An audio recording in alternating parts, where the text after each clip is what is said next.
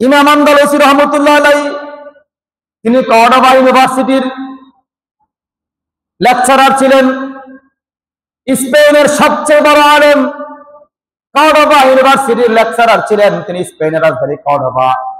তিনি কর্ডোবা থেকে বাড়িতে যাওয়ার পথে মাঝপথে একটা মন্দির ছিল, গির্জা। গির্জা খ্রিস্টানদের কি এটা?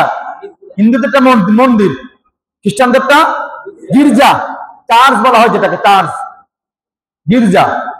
একটা গির্জা ছিল। ইমাম আন্দালুসি রহমতুল্লাহ এই পথ দিয়ে প্রতিদিন বাড়িতে যান। মাঝপথে কি আছে? একটা রাস্তার পাশে গির্জা। কথা কন না কেন? কি আছে? তিনি বাড়ি থেকে প্রতিদিন ইউনিভার্সিটিতে আসেন, আসার পথে গির্জার পাশ দিয়ে, রাস্তার পাশে গির্জা, এদিক দিয়ে আসা যাওয়া করেন। আর যাকেই পান তার কাছে গৌসে পাকের সমালোচনা করেন। আসা যাওয়ার পথে ওই গির্জার পাশে একটা বাগান ছিল। গির্জার যিনি কি বলে এটাকে, পাদ্রী, আমাদের মাজারে খাদেম থাকে না, থাকে কিনা? খ্রিস্টানদের গির্জাও খাদেম আছে না নাই? মন্দিরে একজন তাকে খাদেম আছে না নাই? ওই গির্জার যে খাদেম ছিল, পাদ্রী ছিল, পাদ্রীর পরমা সুন্দরী একটা মেয়ে ছিল। মেয়েটা গির্জার পাশেই বাগান ছিল, ওই বাগানে সে হাঁটা চলা করতো। ইমাম আন্দালুসি রহমতুল্লাহ আলাইহি এদিক দিয়ে যাওয়া আসার পথে ওই মেয়েকে তার ভালো লেগে গেছে। এখন নাউজুবিল্লাহ, কি লেগে গেছে? ভালো লেগে গেছে। মেয়েটা হলো খ্রিস্টান আর তিনি মুসলমান। ইমাম আন্দালুসি শুধু মুসলমান না, আলেম না, স্পেনের সবচেয়ে বড় আলেম। প্রেমে পড়ছে খ্রিস্টান মেয়েকে ভালো লাগছে। একদিন, 2 দিন, 3 দিন যাইতে যাইতে এক পর্যায়ে তাদের মধ্যে কথাবার্তা হয়, পরিচয় পর্ব হয়।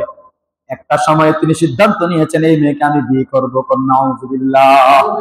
আল্লাহর ওলিদের সাথে বেয়াদবি মানুষকে কোথায় নিয়ে যায় এটা আমি বুঝাচ্ছি আপনাদেরকে। গৌসে পাক আল্লাহর ওলি, এতে কোনো সন্দেহ আছে? কোনো সন্দেহ আছে?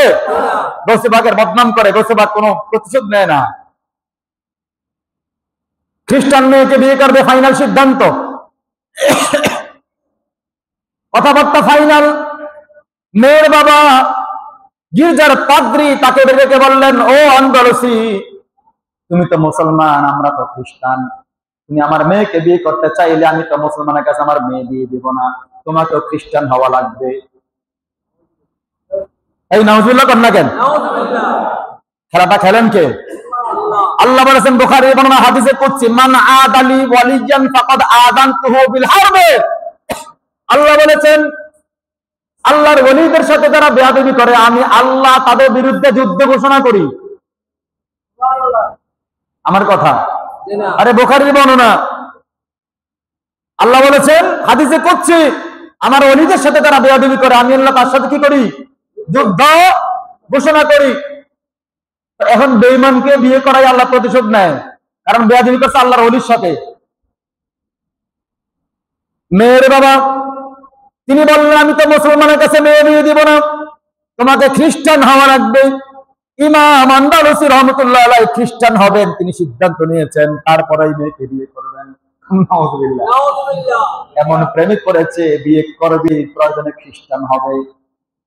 আসরের সময় হয়ে গেল, এখন বিয়ে হবে। তিনি খ্রিস্টান ধর্ম অবলম্বন করবেন, ধর্মান্তরিত হবেন। তিনি ধর্মান্তরিত হয়ে যাবেন, মুসলিম থেকে খ্রিস্টান হবেন। আসরের সময় 2000 কিলোমিটার দূরে বাগদাদ শহর, মনে আছেন আপনাদের? গৌসে পাকের বাড়ি বাগদাদে। কোথায়? ইরাকের বাগদাদ শহরে।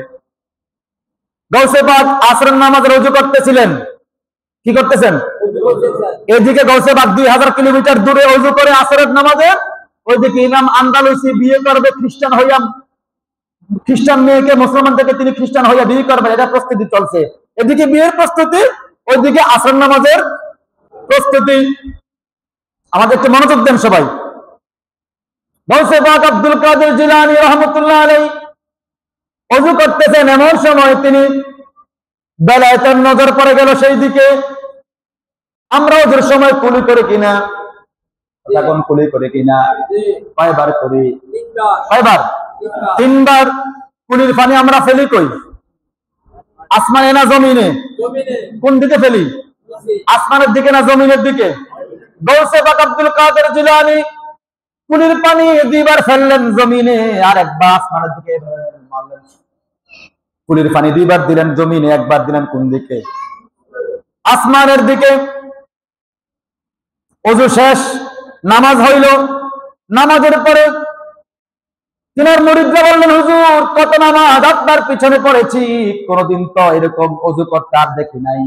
ওযুর কুলির পানি তো আমরা সব সময় জমিনে ফেলে দেই, আপনারা তো জমিনে ফেললেন দুইবার, একবার ফেললেন আসমানের দিকে, কারণটা কি? গৌসে পাক আব্দুল কাদের জিলানী বলেন, ও আমার ভক্ত মুরিদরা শোনো, স্পেনের কর্ডোবা শহরে, কুর্তুবা শহরে ইমাম আন্দালুসি সে বেঈমান হয়ে যাচ্ছে, আমার কাশফের মধ্যে ধরা পড়েছে, আমার রাডারের মধ্যে ধরা পড়েছে। জোরে কোন সুবহানাল্লাহ। কয় হাজার মাইল দূরে? কয় হাজার?